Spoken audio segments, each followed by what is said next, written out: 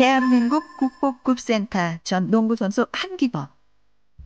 거의 한 번도 안 뛰고 프로 우승했거든요. 무더위가 끝나가던 어느 날, 오늘의 주인공을 만나기 위해 찾은 한 대학교. 운동 중인 아이들 사이로 전 국가대표 농구선수 한기범 씨를 만날 수 있었는데요.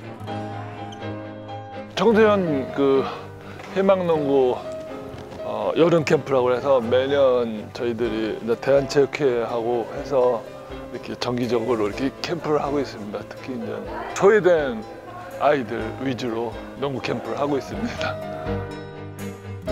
올해로 어느덧 9번째로 개최한 농구 캠프. 자, 드리블은 손가락으로 드리블을 하는데 눈은 정면을 보고 하나, 둘, 셋, 넷, 다섯, 여섯, 일곱, 여덟. 제 프로그램이 뻔이거든요. 즐거워야 되거든요. 그 즐거움 속에서 아이들이 운동도 되고 또 신나고 아이들이 또 운동도 할 수 있는 그런 프로그램을 지금 적용시키고 있어요. 그래서 아이들이 웃으면서 속으로는 되게 숨찰 거예요. 은퇴한 지 벌써 20년이 지났지만 여전히 코트에서 활약 중인 한기범 씨.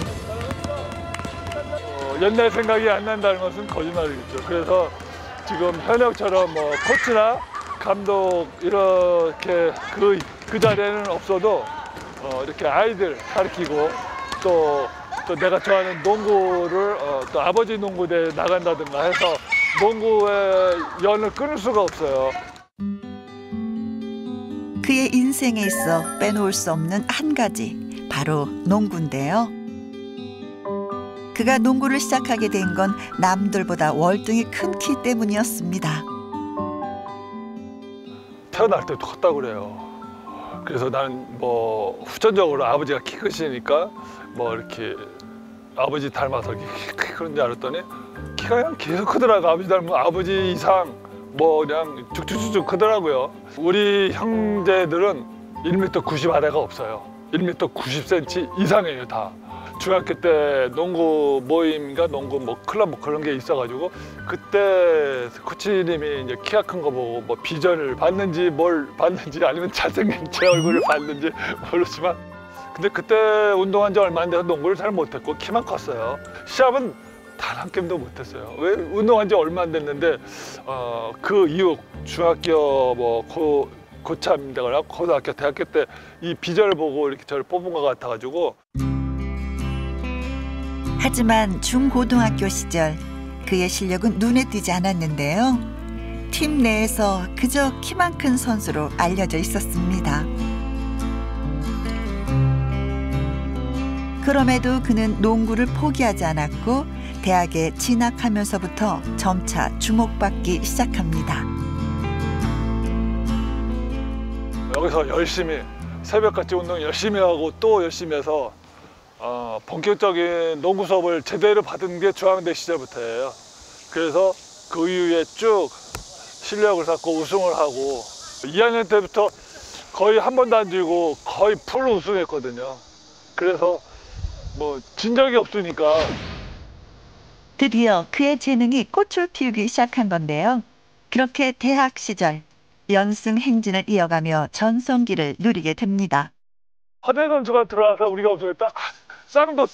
쌍도대라고 해가지고 김일태 한기범 선수가 5관왕을 시작을 해서 추가로 이제 터보 작용을 했죠. 허대 선수가 와가지고 이제 터보 작용해서 그때부터 최전성기를 만들었죠.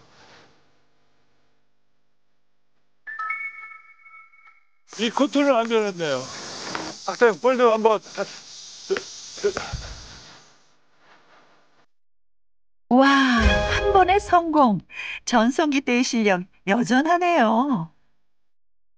허대 선수나 강도희 선수 볼 잡아주면 여기서 바로 슛쏘는 터닝 슛이 제가 18번 됐어요. 그냥 백발백중 한기범. 그러니까 우리 후배들도 벤치에 떠서도 볼 잡으면 무조건 2점인 줄 알았어요. 잡으면 다 들어갔으니까. 이후 실업팀에 입단해 풀프레시너를 써내려갔고 그는 대한민국 최고의 센터로 자리매김합니다. 89 농구대잔치 MVP. 우승도 진짜 부족함 없이 원 없이 우승도 많이 했고요. 프로가 96년도에 생겼거든요. 그래서 제가 프로까지 하면은 제가 이제 계약금을 짤짤하겠다 하고 생각을 했는데 그때 제가 무릎을 수술하고 발목이 아팠어요, 많이. 그래서 그 강력한 진통제가 있거든요. 진통하면 몇 개월씩 가는 진통이 있는데 그걸 맞고 1년은 뛰지 않을까 싶어가지고 그걸 주사를 맞고 했는데도 그때는 약효가 안 나오더라고요. 걸을 때도 아프고 뛸 때도 아프고 막 그래서 은퇴하게 되었죠, 아파서. 아쉽게 코트를 떠나야 했지만 여전히 농구에 대한 끈을 놓지 않는 한기범 씨. 그리고 아이들과 함께하는 동안 그의 곁을 지키는 사람이 있었습니다. 바로 한기범 씨의 아내였지요. 본인이 이제 혼자 다니기가 이제 힘든 거죠. 그래가지고 저를 옆에 태우고 종달새처럼 계속 뭔가 얘기하게끔 만들어요. 그래야 안 졸리고 간대요. 그런 역할을 합니다, 제가. 종달새 조수 역할을. 근데 조수비는 잘 안 나와요. 그렇진 그것이 않고요. 문제로. 그렇진 않고요. 제가 집사람을 워낙 사랑을 하다 보니까는 꼭 이렇게 항상 같이 그 일파 몰라. 그게 나이 들면서 그 생각이 나더라고요. 젊었을 때 많이 못한 거를 이렇게 지금이라도 늦지 않았다고 생각하고 그래서 항상 같이 다니려고 노력하고 있습니다. 일정을 마치고 두 사람은 오붓한 시간을 보내기로 했는데요. 오늘의 데이트 코스는 제천의 명소 의림지. 우리 사진 밑에 찍어야 될 것 같은데? 우리 사진 찍어. 좋아, 좋아. 됐어. 오케이. 완전. 앉았어. 근데 두 분이 너무 다정하신데요. 카메라 찍을 때 정말 다정하고요. 평상시에는 보통을 다정하고요. 서로가 오래 살다 보니까 서로가 최적화가 된 거예요. 거기에 맞게 재밌게 즐겁게 살려고. 올해로 30년 차. 이제는 서로에게 둘도 없는 짝꿍이 되었습니다. 아니 그런데 유난히 큰 키 때문에 어딜 가나 시선 집중? 어머! 어머! 저요? 저는 그렇게 하세요? 아유, 감사합니다. 사실 알고 보면 아내도 잘 나가던 때가 있었는데요. 나도 왜 이래? 나도 올드보이에 나왔어 단역이지만 이렇게 눈치 보는 귀부인 그 컷이 있어요. 그게 그래도 거의 70대 1로 제가 된 거거든요. 여자 사람이다. 배우 최민식 씨가 주연을 맡은 영화 올드보이에서 짧지만 강렬한 인상을 남겼고요.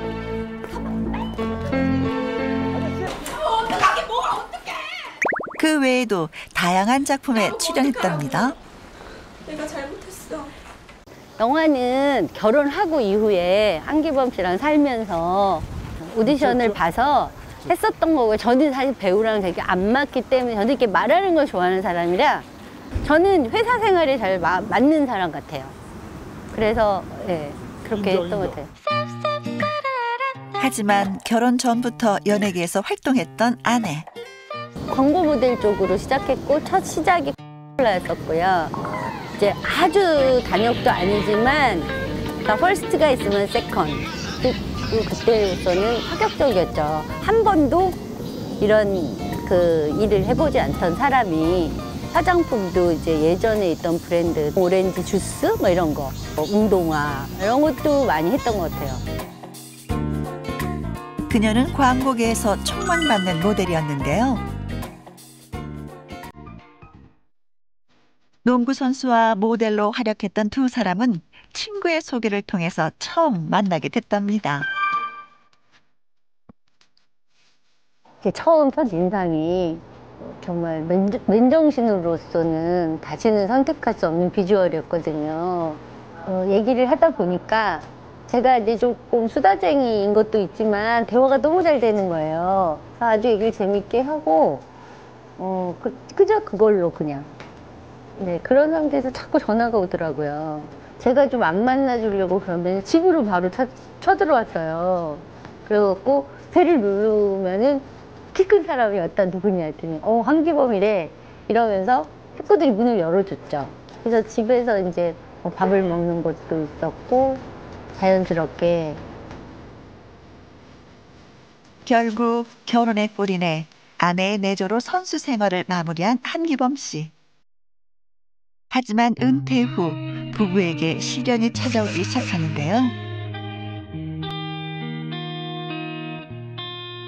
홈쇼핑에서 키 크는 건강식품을 팔았어요. 2000년도에요. 그때 막 초대박이 난 거죠. 막 진짜 나갈 때마다 엄청나게 팔리고 주위 사람들 이상한 사람들이 막 꼬이고 막 이거 해봐라 저거 해봐라 머리 털 나는데 도움 준다는 샴푸를 그때 개발하려고 막 투자도 해보고 했는데 결국은 집도 좀 대출 받아가지고 거기다 쏟아붓고 뭐 해도 제품을 갖고 끝까지는 못 나왔어요.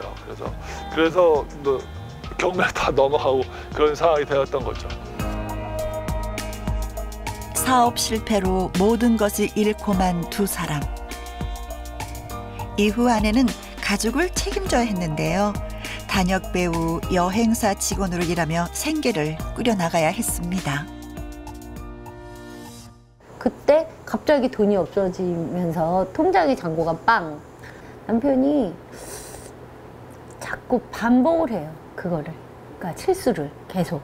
그러니까 그때부터 어디서 트러블이 생기냐 하면 나는 계속 싫은 소리, 잔소리, 돈 언제 벌어와, 우리 큰일 났어. 이런 아주 안 좋은 소리를 자꾸 하게 되잖아요. 그래서 저도 그 입을 제가 틀어막고 싶었을 정도로 하기 싫었던 얘기들이거든요. 그래서 헤어질까 보다 그런 생각들을 하잖아요. 많이 저도 했거든요. 집사람 정말 많이 힘들어했죠. 심지어 아파트 8층인데 8층에 살았는데 막 뛰어내린다고 막 난간에 매달리고 죽는다고 말했고 정말 그 당시만 해도 정말 많이 힘든 고비를 겪었어요. 설상가상으로 부부에게 닥친 위기는 여기에서 끝이 아니었습니다. 그게 이제 두 번째 수술을 했거든요. 심장을 수술했다면 복부 쪽에 있는 대동맥이라는 곳을 또 수술을 하게 되는데 이 사람이 어쨌든 수술을 한다 그러니까 또 이런 게 오는구나라는 진짜 막막함. 그것 때문에 또 이렇게 힘들어야 할까? 삶이라는 게 그렇게 하고 있을 때 이 사람이 팍 정말 병원에서 눈을 뜨면서 하는 말이 내가 이걸 꼭 갚을 거야 라고 하더라고요. 왜냐하면 이제 저희가 돈이 없으니까 심장재단이라는 곳을 통해서 도움을 받아 수술했거든요. 그러니까 엄청 어떻게 보면 한기범이라는 사람의 이름값도 못하는 창피함이 있었나 봐요. 당시 새 인생을 살게 된 그가 결심한 것이 있었는데요. 생각해보세요. 다 망해서 저희 그때 월세 살았거든요. 산동네에서. 그런 사람이 무슨 나눔을 해요. 그런데 돈이 500만 원이 넘게 있었거든요. 그러면 쓸 데가 많잖아요. 아이 둘을 키우고 있는데. 근데 그 돈을 안 주는 거예요. 그거 물어봤더니 그 한기범 희망란을 발족을 한다는 거죠. 기가 탁 막히는 거예요. 그 순간. 그 500이 얼마나 나한테 큰데 이러면서. 근데 회사 가서 종일 너무너무 막 부들부들 떨리기도 하고 화가 너무 나는 거예요. 근데 한 일주일을 저 혼자 거기 이미 저질러진 일이고 그 돈은 다시 받을 수도 없고 남편 체면을 생각을 했던 게 아니라 딱 그거지. 이 사람이 지금 나에겐 이러지만 두 아이의 아빠로서 아이들에게는 굉장히 좋은 아빠로서 남겠구나라는 생각을 했어요. 그것만 해도 어디인가. 그렇게 아내는 남편을 이해하기로 했습니다. 한기범 씨가 그동안 좋은 아빠가 되기 위해 얼마나 노력했는지 알고 있었기 때문이죠. 사실 그에게도 자신이 꼭 닮고 싶었던 멋진 아버지가 있었는데요. 하지만 너무 일찍 그의 곁을 떠나고 말았습니다. 오늘은 큰형과 함께 아버지를 만나러 왔는데요.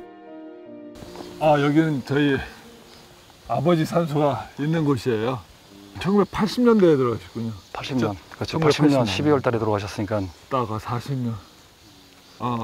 네. 형님하고 뭐 가능한 가족 아이들 데리고 오려고 하는데 아이들은 또 막 이제 크고 그러니까는 역시 이제 형님하고 저하고 둘이서 항상 늘 어머니도 가끔 오시는데 어머니가 이제 무릎도 아프시고 불편하시니까 형님이랑 저랑 둘 늘 국가대표를 하는 걸 이렇게 보시는 게 소원이었는데 그 대표팀 뽑히기 전에 전에 돌아가셔가지고 약간 좀 고3 때 돌아가셔가지고 고3 말기 거의 끝날 때 돌아가셔가지고 그 전에 고등학교 때 못하는 것만 봤겠죠. 처음 이제 시합하고 처음 게임 뛰고 뭐 그때는 뭐 한 골 두 골 넣어야 뭐 많이 넣은 시절이었으니까 조금 아쉬움이 남긴 해요. 좀 더 멋진 모습, 잘하는 모습 보여줬으면 좋았을 텐데. 더욱이 그는 아버지 임종마저 지키지 못했습니다. 저는 그때 이제 한참 그 운동할 때 밤에 이렇게 소식을 들었어요.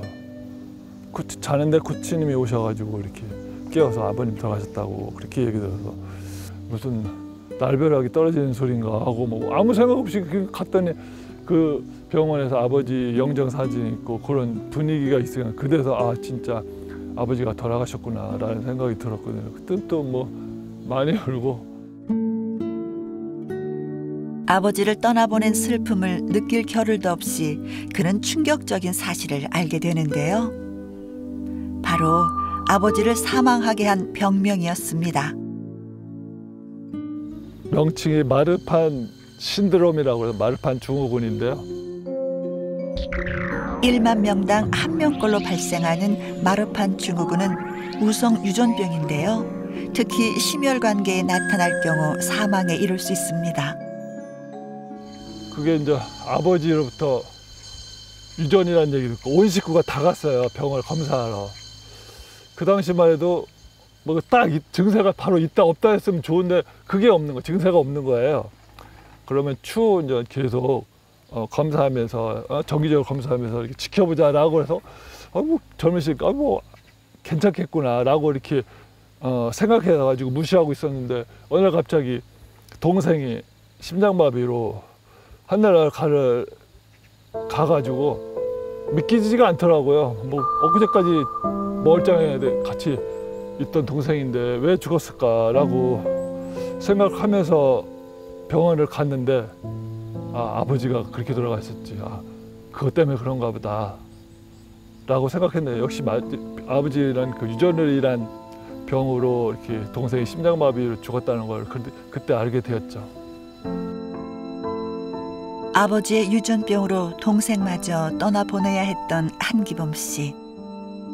그 후 그는 청춘병력 같은 이야기를 듣게 됩니다. 동생 장례 치르고 병원을 갔더니 저도 죽는다는 거예요. 이미 이렇게 대동맥이 이렇게 풍선처럼 부풀러 올라왔다. 터지면 100% 죽는다고 빨리 수술해야 된다고. 그래서 증세도 없이 그냥 바로 예방적 수술을 했거든요. 일찍 아버지 따라 이렇게 하늘나라 가는 줄 알았어요. 정말 그때는 무섭고. 그래서 저는 지금 20년째 2000년대 수술 받았고 20년째 정상적인 생활을 하고 있는데 그 당시 이런 수술이 있었으면 아버님도 이제 오래 사셨고 좋으셨을 텐데. 무엇보다 이 병은 유전병이기에 안심할 수 없는 상황인데요. 이게 또 우성이라서 우리 아들에게 또 나타나잖아. 50%의 우성을 갖고 있다고 그래서 그런 유전적인 그런 병이 우리 집안에 늘 항상 갖고 있구나라고 생각하고 있고. 두 아들에게 발병되진 않을까 시한폭탄을 안고 사는 듯 늘 불안한 마음뿐입니다.